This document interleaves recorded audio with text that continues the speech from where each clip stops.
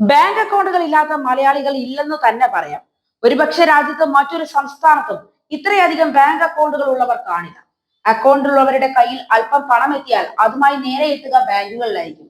പണം വീട്ടിൽ സൂക്ഷിക്കുക എന്നത് സുരക്ഷിതമല്ലാത്തതിനാലും അക്കൗണ്ടിലുള്ള പണം കൈകാര്യം ചെയ്യാൻ എളുപ്പമായതിനാലുമാണ് ഭൂരിഭാഗം പേരും പണം ബാങ്കുകളിൽ നിക്ഷേപിക്കുന്നത്.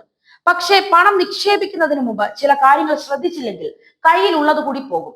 മാത്രമല്ല പിഴയടച്ച് മുടിയേണ്ടിയും വരും.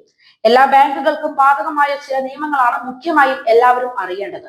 അത്തരത്തിലുള്ള ചില നിയമങ്ങൾ നമുക്കിന്ന് പരിചയപ്പെടാം. എത്ര രൂപ വരെ നിക്ഷേപിക്കാം എന്നുള്ളതാണ് ആദ്യം.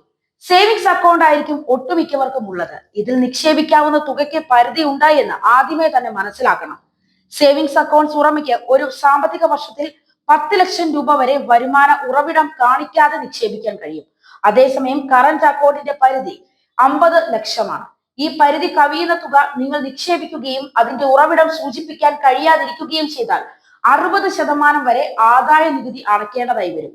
കൂടുതൽ പണം അക്കൗണ്ടുകളിൽ നിക്ഷേപിച്ചാൽ വിവരം ബാങ്കുകൾ ഉടൻ തന്നെ ആദായ നികുതി വകുപ്പിനെ അറിയിക്കും. ആദായ നികുതി നിയമം അനുസരിച്ച് ഉറവിടം വ്യക്തമാക്കിയില്ലെങ്കിൽ 60% വരെ നികുതിയായി നൽകേണ്ടതായും വരും. പണത്തിന്റെ ഉറവിടം സംബന്ധിച്ച് നൽകുന്ന വിവരങ്ങൾ തൃപ്തികരമല്ലെങ്കിൽ നിങ്ങൾക്കെതിരെ അന്വേഷണവും ഉണ്ടായേക്കാം. വ്യക്തമായ സോഴ്സ് കാണിക്കാമെങ്കിൽ ഒരാൾക്ക് എത്ര രൂപ വേണമെങ്കിലും അക്കൗണ്ടുകളിൽ നിക്ഷേപിക്കാം. നിക്ഷേപം തുടങ്ങുന്നതിന് മുമ്പ് KYC ഉൾപ്പെടെ ചില രേഖകൾ ബാങ്ക് അധികൃതർ ആവശ്യപ്പെടും. അവ നൽകേണ്ടി വരുമെന്ന് പ്രത്യേകം പറയേണ്ടതില്ലല്ലോ. പാൻ കാർഡ് ഇല്ല എങ്കിൽ വേഗം എടുക്കേണ്ടതും അത്യാവശ്യമാണ്. 50,000 രൂപയോ അതിൽ കൂടുതലോ നിക്ഷേപിക്കുകയാണെങ്കിൽ പാൻ കാർഡ് നിർബന്ധമാണ്. ഇതില്ല എങ്കിൽ പണം നിക്ഷേപിക്കാൻ കഴിയില്ല. നിക്ഷേപത്തിന് മാത്രമല്ല മൊബൈൽ ഫോൺ ഉൾപ്പെടെയുള്ളവ തവണ വ്യവസ്ഥയിൽ എടുക്കുന്നതിനും ഭവന വാഹന വായ്പ പോലുള്ളവ എടുക്കുന്നതിനും പാൻ കാർഡുകൾ ഇപ്പോൾ നിർബന്ധമാണ്.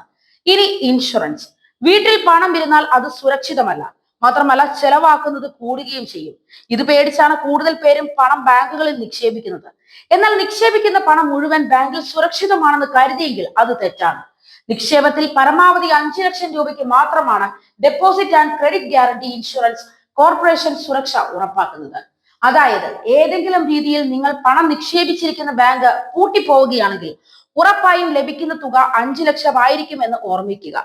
സാധാരണഗതിയിൽ ഇന്ത്യയിലെ ബാങ്കുകൾക്ക് അത്തരം ഒരു അവസ്ഥ ഉണ്ടാകുന്നത് അപൂർവത്തിൽ അപൂർവമാണ്. കള്ളപ്പണം വെളുപ്പിക്കൽ, നികുതി വെട്ടിക്കൽ തുടങ്ങിയ നിയമവിരുദ്ധ പ്രവർത്തനങ്ങൾക്ക് തടയിടാനാണ് സാമ്പത്തിക ഇടപാടുകൾക്ക് ബാങ്കുകൾ കർശനമായ നിയന്ത്രണങ്ങൾ ഏർപ്പെടുത്തിയിരിക്കുന്നത്. Aadhaar, bank account, pan card തുടങ്ങിയവ ലിങ്ക് ചെയ്തിരിക്കുന്നതിനാൽ നമ്മുടെ അക്കൗണ്ടുകളിലെ എല്ലാ വിശദാംശങ്ങളും ഒറ്റ ക്ലിക്കിൽ അധികൃതർക്ക് ലഭ്യമാവുകയും ചെയ്യും. അതുകൊണ്ട് തന്നെ നടപടിയും വേഗത്തിലായിരിക്കും എന്ന കാര്യം മറക്കാതിരിക്കുക.